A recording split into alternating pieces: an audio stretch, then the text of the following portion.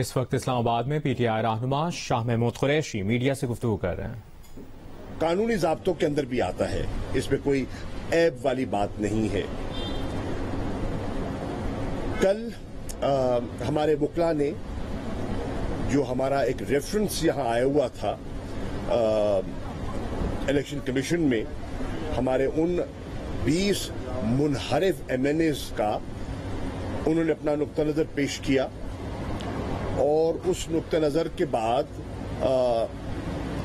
Election commission کا ایک فیصلہ آ گیا۔ اس فیصلے کو دہرانے کی ضرورت نہیں ہے، اس پر ہمیں ہمارا ایک نقطہ نظر ہے جو ہمارے وکلا پیش کر چکے ہیں، اور آگے اپیل کا ہم حق رکھتے ہیں۔ پارٹی کا پوائنٹ آف ویو پیش کرنا میرا فرض تھا، اور قانونی پیچیدگیوں کو سمجھنا اور ان سے رہنمائی لینا میرے لیے ضروری تھا، اور وہ ہمارا اس پر تبادلہ خیال ہوا۔ 2 اور کیسز میں نے ان کی خدمت میں پیش کیے۔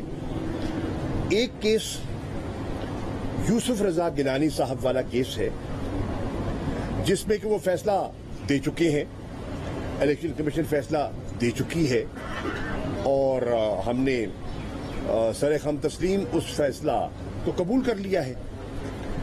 اس فیصلے میں جہاں انہوں نے یوسف رضا گیلانی صاحب کو بری الذمہ قرار دے دیا، وہاں الیکشن کمیشن نے ان کے صاحبزادے ایم پی علی حیدر گیلانی کو ذمہ وار ٹھہرایا of miss conduct of a corrupt practice, اور اس پہ انہوں نے فیصلہ صادر فرمایا کہ ان کے خلاف ڈسٹرکٹ الیکشن کمشنر جو ہیں اسلام آباد کے، وہ فوجداری مقدمہ درج کریں۔ یہ الیکشن کمیشن کا فیصلہ ہے، اور یہ فیصلہ ہے 29 اپریل کا۔ 29 اپریل کو یہ فیصلہ کمیونیکیٹ ہو جاتا ہے ٹو دی DEC اسلام آباد۔ آج 12 مئی ہو گئی ہے، اور ابھی تک اس پر عمل درآمد نہیں ہوا۔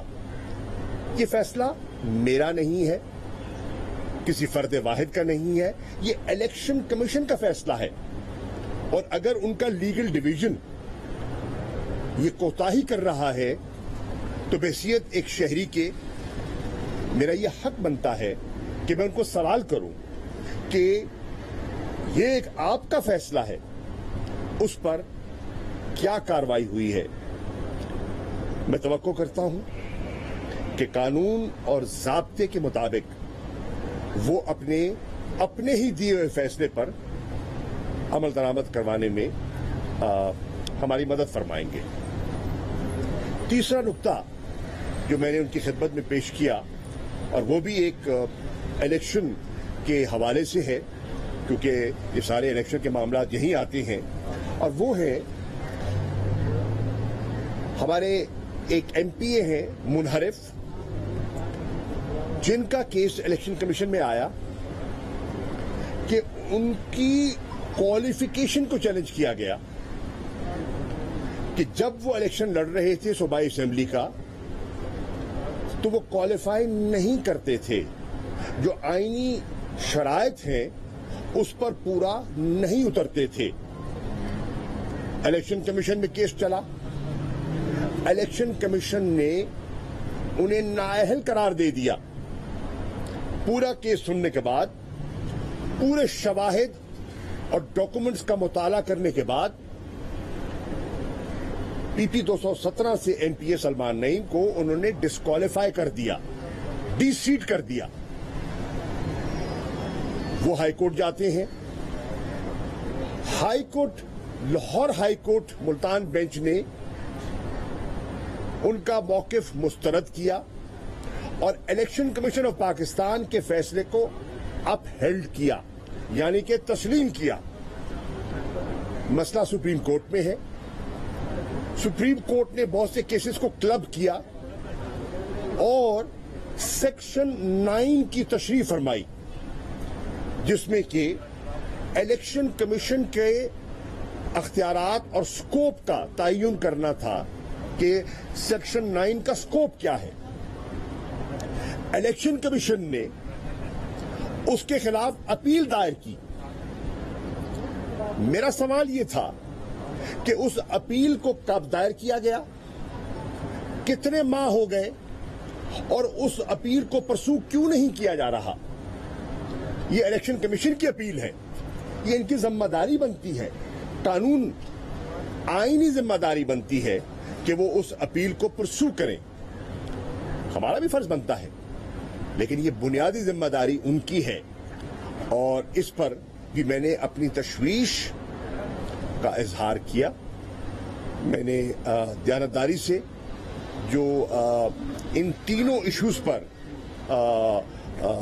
جو پارٹی کا نقطہ نظر ہے وہ میں نے ان کی خدمت میں پیش کیا ہے، اور میں اس توقع سے یہاں سے جا رہا ہوں کہ الیکشن کمیشن آف پاکستان جو کہ ایک کانسٹیٹیوشنل باڈی ہے، ان پر بہت بڑی ذمہ داری عائد ہوتی ہے کہ وہ اپنے کانڈکٹ سے ملک کی جتنی پولیٹیکل پارٹیز ہیں ان کو باور کرائیں کہ وہ غیر جانبدار ہیں اور سب سے برابری کا سلوک برتا جائے گا، چاہے وہ ہمارا فنڈنگ کا کیس ہے، فورن فنڈنگ کا کیس ہے، یا اور جو ہمارے کیسز ہیں۔ ہم اس میں کوئی امتیازی سلوک کی توقع نہیں کرتے۔ ہم کہتے ہیں کہ اپلیکیشن آف لا یونیفارمٹی کے ساتھ ہونا چاہیے، یہ نہیں کہ ایک جماعت کے ساتھ رویہ ایک ہو اور کسی اور کے ساتھ رویہ اس کے برعکس ہو۔ یہ میری نظر میں ان کے منصب کا تقاضا بھی ہے اور ان کی آئینی ذمہ داری بھی ہے، اور میں توقع کرتا ہوں کہ وہ ہمیں مایوس نہیں کریں گے۔